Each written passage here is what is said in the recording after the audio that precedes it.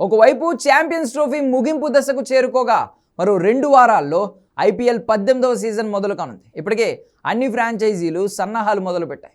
అందుబాటులో ఉన్న ఆటగాళ్లతో ప్రాక్టీస్ క్యాంపులు కూడా షురూ చేశాయి. క్యాంపుల్లో చేరిన పలువురు ఆటగాళ్లు ప్రాక్టీస్లో బిజీగా గడుపుతున్నారు. ఇదిలా ఉంటే ఐపీఎల్లో మోస్ట్ సక్సెస్ఫుల్ టీమ్గా పేరున్న ముంబై ఇండియన్స్కు షాక్ తగిలింది. ఆ జట్టు స్టార్ పేసర్ జస్ప్రీత్ బుమ్రా గాయం నుంచి పూర్తిగా రికవర్ కాలేదు. వెన్నునొప్పి నుంచి ఇంకా కోలుకోకపోవడంతో ఐపీఎల్కు తొలి 2 వారాల పాటు బుమ్రా దూరం కానున్నాడని సమాచారం.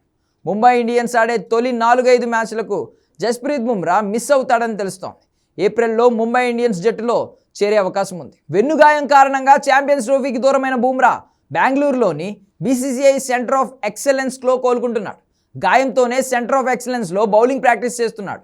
ఐపీఎల్ ప్రారంభంలో బౌలింగ్ చేసే అవకాశాలు ప్రస్తుతానికి లేవని అక్కడి మెడికల్ టీం ధృవీకరించింది. ప్రస్తుత పరిస్థితి ప్రకారం ఏప్రిల్ మొదటి వారం ముంబై ఇండియన్స్ జట్టులోకి తిరిగి రావచ్చని సమాచారం. బుమ్రా ఇంకా పూర్తి బలంతో బౌలింగ్ చేయడం ప్రారంభించలేదని నివేదిక వెల్లడించింది. బీసీసీఐ మెడికల్ టీం క్రమంగా బుమ్రాకు ప్రాక్టీస్ టైంను పెంచుతూ పర్యవేక్షిస్తోంది. కొన్ని రోజుల పాటు ఎటువంటి అసౌకర్యం లేకుండా బుమ్రా బౌలింగ్ చేసే వరకు వైద్య బృందం అతడిని మానిటరింగ్ చేస్తూనే ఉంటుంది. Lucknow super Giants fast bowler Mayank Yadav కూడా ఏప్రిల్లో ఐపీఎల్లో చేరే అవకాశం ఉంది. ఐపీఎల్ తరువాత భారత జట్టు 5 టెస్టుల కోసం ఇంగ్లాండ్ పర్యటనకు వెళ్లనుంది.